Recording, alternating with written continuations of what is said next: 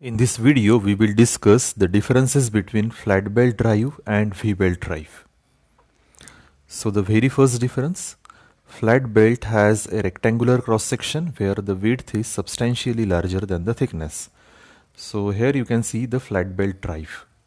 Okay, so here the two pulleys, they are connected together with the help of flat belt. And here you can see the cross section of flat belt. So the flat belt has rectangular cross section. This is nothing but the width of the flat belt, which is denoted by B, and this is the thickness, which is denoted by T.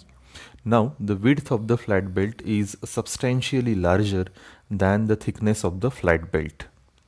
Okay, so the flat belt has rectangular cross section where the width is substantially larger than the thickness. Now the V-belt. V-belt has trapezoidal cross section where larger side width is almost same with the thickness. Now this is nothing but the V-belt, and this is the cross section of the V-belt. Now the V-belt has trapezoidal cross section. This is the larger side of the trapezoidal. Okay, and this larger side of the trapezoidal, which is almost equal to the thickness of the belt. Now this is the thickness of the belt, and this larger side is almost equal to the thickness of the belt. So the V belt has trapezoidal cross section where the larger side width is almost same with the thickness. Next point, flat belt is joint or hinge, so it produces vibration and noise. So here you can see the flat belt, and they are joined together with the help of nut and bolt. So this nut and bolt produce noise and vibration during its working. So there exists always groove in the joint.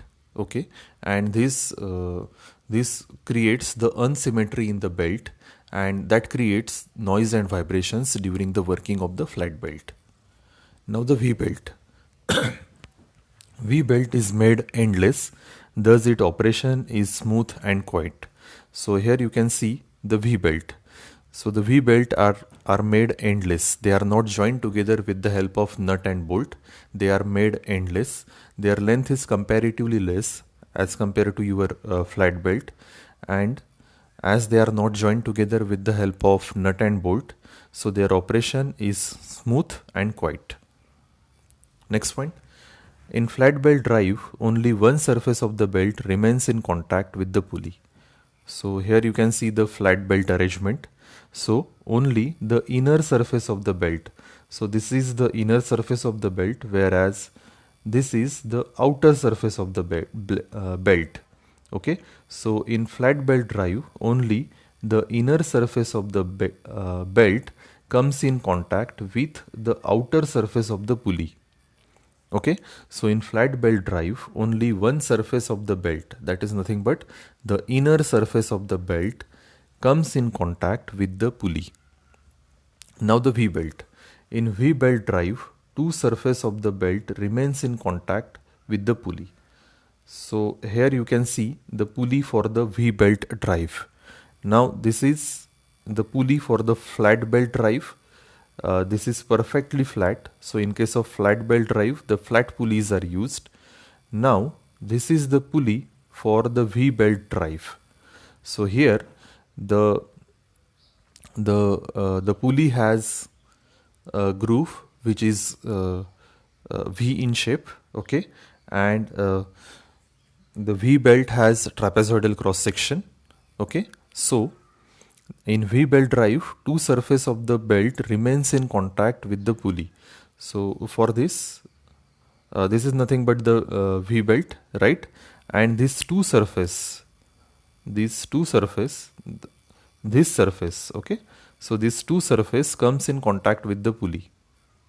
So in case of V belt drive, two side surface of the belt remains in contact with the pulley. So this can be understood with the help of this diagram. So these two surface of the pulley comes in contact with the two surface of the V belt. Next point, power transmission capacity of the belt is comparatively lower due to its higher chance of slip. Okay, so the power is transmitted from the prime mover to the machine. And uh, for transmitting the power from the prime mover to the machine, different drives are used. Okay, so here you can see the flat belt, and with this flat belt we can transmit the power from the prime mover to the machine. Now for transmitting the power, when the flat belt is used, there are always chances of slippage. The belt can slip over the pulley. Okay, so in order to avoid the slippage of belt from the pulley, we can increase the frictional resistance. But if the frictional resistance increase, in that case the heat may be generated, and that increases the wear of the belt. So there is always limitations. Okay, so we cannot transmit the power beyond certain limit, because whenever the load increase beyond the limit of friction, in that case the belt may slip over the pulley. Now the V-belt drive. V-belt can transmit more power without slip due to increased friction. So in case of V-belt, the two surface comes in contact, and hence the frictional resistance increased, and due to increased frictional resistance we can transmit more power.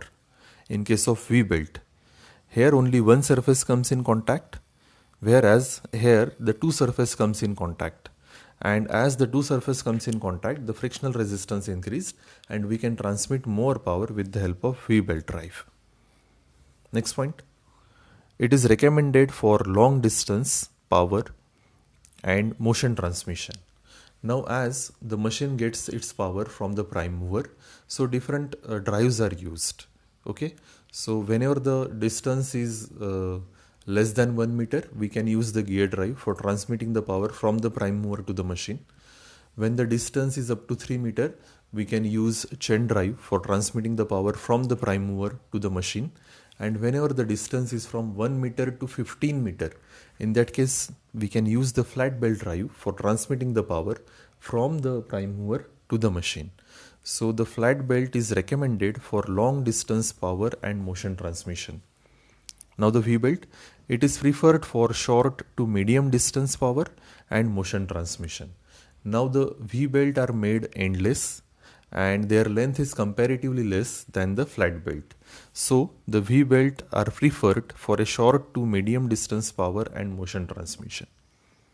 Next point, slip also limits the achievable speed reduction. Up to 1:4 reduction is attainable.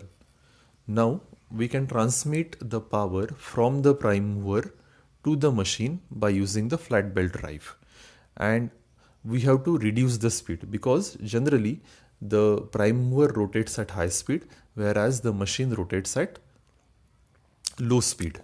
Okay, so we have to reduce the speed, and this can be done by changing the diameter of the pulley. Okay, so but there is always a limit. So with the help of flat belt drive, we can reduce the speed up to 1:4. Okay, now for V-belt, higher speed reduction up to 1:7 is attainable. Now in case of V-belt drive, we can reduce the speed as compared to flat belt drive, because the V-belt drive has more coefficient of friction, and due to which higher speed reduction is attainable, and that is up to 1:7. Next point, in case of step pulley system, flat belt can be shifted from one diameter pulley to another without pausing the rotation. So here you can see the step pulley system. Now the machine has to rotate at different speed for different operation, and again we can use the same prime mover. Okay, we can use a single prime mover for giving the power to the multiple machines, right? And the different machine has to rotate at different speed. So in that case, different pulleys are mounted over the shaft of the prime mover.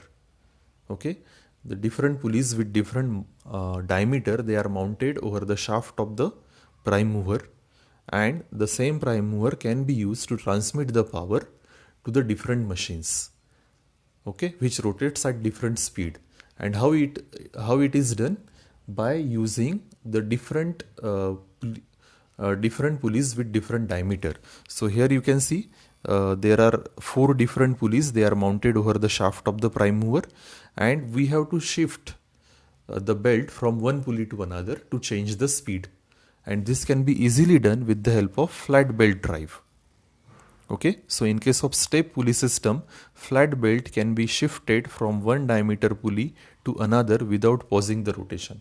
So without pausing the rotation of the prime mover, we can easily shift the flat belt from one pulley to another, and we can change the speed. Now the V-belt drive. V-belt cannot be utilized for step pulley system, as shifting from one pulley to another is infeasible. Now the flat pulley is the surface of the flat pulley is flat, so we can easily shift the belt from one pulley to another. Now in case of V-belt drive, the surface of the pulley is not flat, so we cannot shift the V-belt from one pulley to another, right? So V-belt cannot be utilized for step pulley system, as shifting from one pulley to another is infeasible. Next point, flat belt and corresponding pulley are simple in construction, so this arrangement is cheaper. So it is easy to fabricate the flat pulley, and again it is easy to fabricate the flat belt, and hence the flat belt and corresponding pulley are simple in construction, so this arrangement is also cheaper. Now the V-belt and corresponding pulleys have complicated construction, so it is costlier. So the V-belt are made endless, they cannot be joined with the help of nut and bolt arrangement, and again it is difficult to manufacture the V-belt pulley, right? So the entire system is costlier than the flat belt drive. So thank you so much for watching my video. I hope you understood the difference between flat belt and V-belt drive. Thank you.